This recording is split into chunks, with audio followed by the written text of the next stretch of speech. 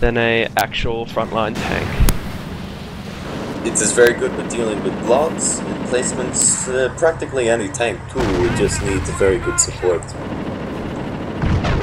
Yeah, you're going to see that damage that it did against that Tiger Ace, and that's pretty significant there. Yeah. But unfortunately, it just does not have the rate of fire to be used as a single unit. And there comes artillery. Yeah, narrowly dodged by the ISU.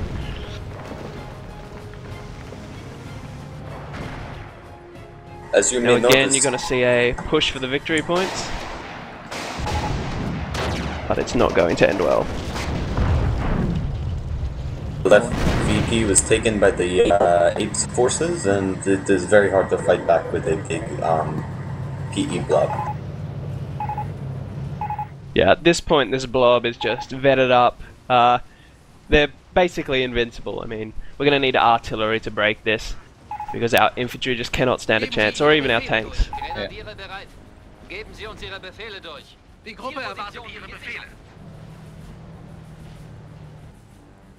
Ja, sprechen Sie.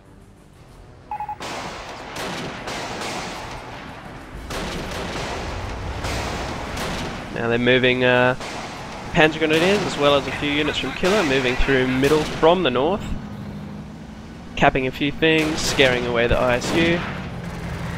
Meanwhile, the Tiger Ace is, You were sneaking close to the middle victory point with your partisan squad to cap it yeah, in the back. was a good idea, but unfortunately Tiger Ace spotted them. So. Yeah. Der Feind hat eine Infanterieeinheit ausgeschaltet.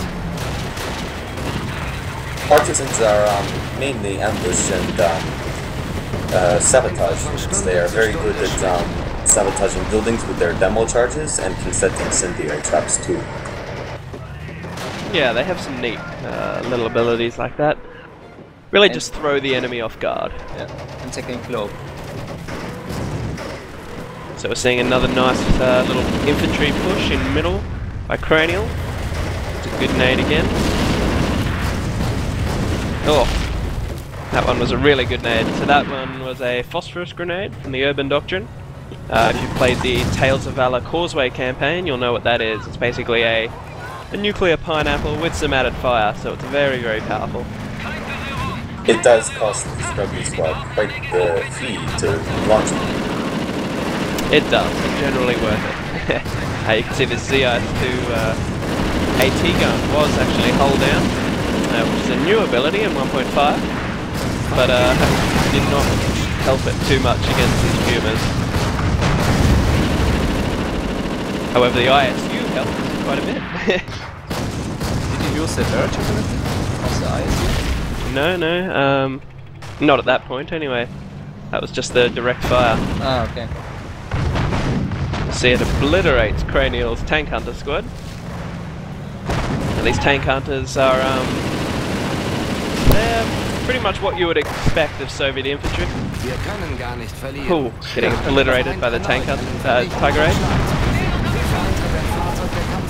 They're just merciless, those tank hunters, but no, not quite enough to let them survive a Tiger shot. Much better groups and better upgrades with 2 PRTD rifles. Yeah, so yet again we're seeing the Axis tank superiority just playing its role here, as all of the Soviet armor in middle goes down. Wow. I really like the Tiger Ace Jagdpanther combination.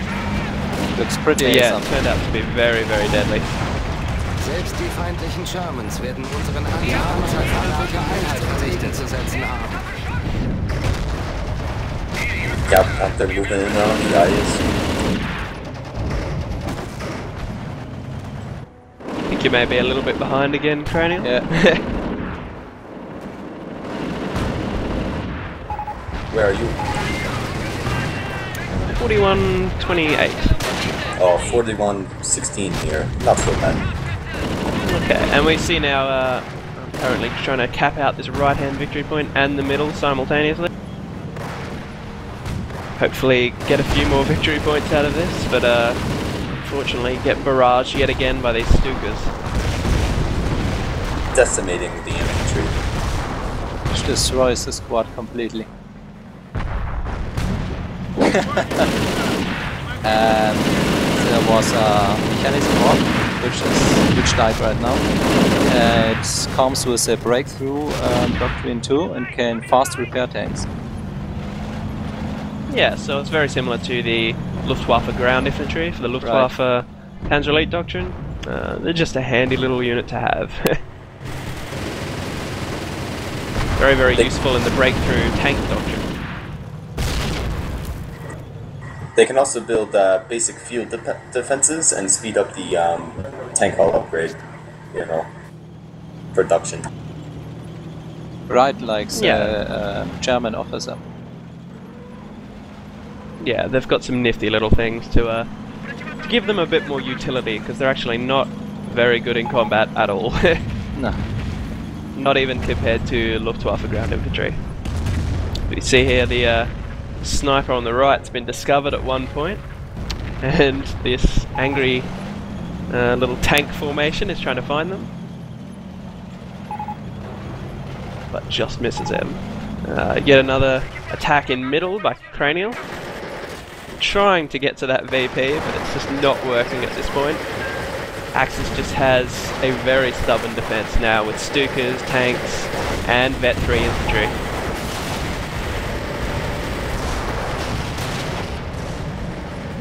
Realizing tanks alone would not work, we tried to invest in anti-tank infantry and more into infantry, but it's too late. Yeah, these victory points are ticking by very rapidly. You can see the counters now at 78 to 20. Axis doesn't have long left in the victory point counter. I just hit 78 now. But I think at that point in the game, the Soviet players can't do anything.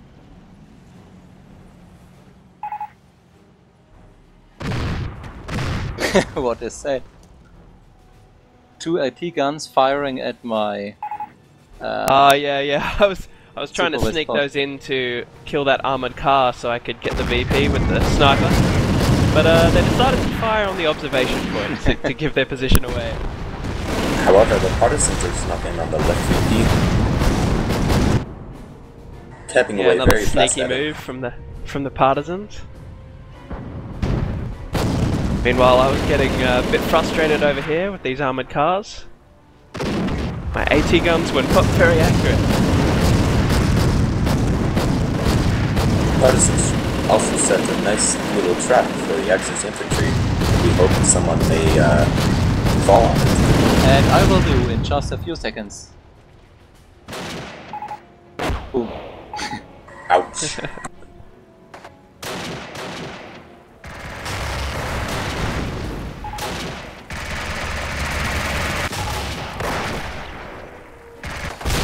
When you look a little more closer to the partisan squad, you will notice that they have both German and Soviet guns. That's right, a mix of rifles and SMGs as well. Right. Very much whatever they could find. Oh, if we see over here on the right victory point, you can see I've now unlocked the IL-2 strike, finally. Quick strafe, kills a few Panzer Grenadiers, and here comes a rocket run. To Very powerful. And there goes one down. Directly in the train. Right into the train. My favorite part. and now a last minute rush for these victory points as well. With the sniper and the partisans going for it. Frustrating Partisans capping. getting obliterated there. They just cannot handle Vet 3 MP40s. But partisan goes down, now it's just the sniper left. Here comes the tank horde. He just gets it. Does he get away? Does he get away? No. Oh, well, that was a very, very brave Vet 3 sniper there. Very brave. I think he gets a medal of the Soviet Union. I think so, yeah. I think he deserves it. He'll have a statue somewhere in Russia somewhere.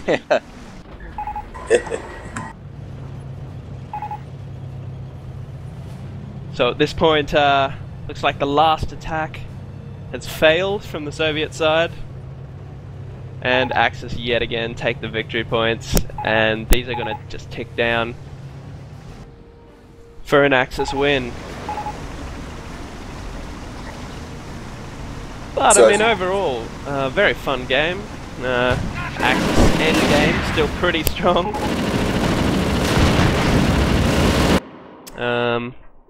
Yeah, very much. It's a very dynamic game there. You can see the balance is much better in the soon-to-be released 1.5 patch that we're playing with here. We took the early lead with a lot of infantry forces, very similar to the American play, but late game we sort of just could not compete with this Axis armor. Right. And once the vet starts rolling, it's too late. Yeah. I think you had very lucky. You were very lucky with destroying my MGs very early, so you didn't get suppressed and couldn't cap all the points near our base. So, but you didn't build much tanks. I think you had Cranial had 2 Zeus. And nothing else than 2 or 3 IS-2s. And Dennis only had in ISU call-ins and 1 T-34. But I think if you could have built more tanks, and you could have been a better answer to the Axis tanks. Perhaps to the tanks. It was a very close game again. I mean, it's just the very small things that really go each way, which is indicative of good balance. Yeah, those Panzer Grenadiers also a big threat. I'm not sure if tanks could have pulled it out, but oh well, that's the nature of the game. I mean, whichever way you attack, who knows what could happen. Yeah, but a very close game, a very fun game. Yeah, really funny. Because it was very desperate for Axis forces in the beginning. In fact, I thought Ape had given up at one point, but I think he actually GG'd at one point. Yeah, I told him to shut up. Yeah. Very close game. But yeah, so this is just a great example of the great balance we've achieved with the Soviet faction, right? Like with the upcoming 1.5 patch, which is due probably in just a couple of days for the public. Soviets are heavily balanced. There's even a lot of changes just from 1.4. But if you haven't played since 1.0, then you will not recognize the Russians. Right. Exactly, you're missing out. So the patch will be probably released as a full install. So, you know, if you feel interested in the latest balance changes, feel free to download and check it out.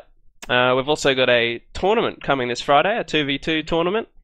So you can go to ef.org for some more details on that. Sign-ups are still open for that. So if you feel like having some fun, just trying out EF one more time. If you were turned off by the balance in the original release, and you want to give it another go, now is the time. So, basically, yeah. I would look forward to seeing anyone who wants to sign up to the tournament. Any last words, guys? No, not at all. Maybe we will do a few more Shoutcasts in the future, but we will have to see. Yeah, basically. Remember to leave keep any looking comments, out for guys. here. Yeah, leave any comments, guys, about our shoutcasting, because we could look to improve. Maybe bring you a few more in the future. Maybe for the OS tier, when they're maybe under development or almost ready for release. They're currently not finished yet, but you know, they're not too far away. I think they're probably going to be seen within this year, maybe. Who knows? So keep following EF and see what happens. Oh well, thanks for listening, and goodbye, I guess. See you guys. See you. See ya.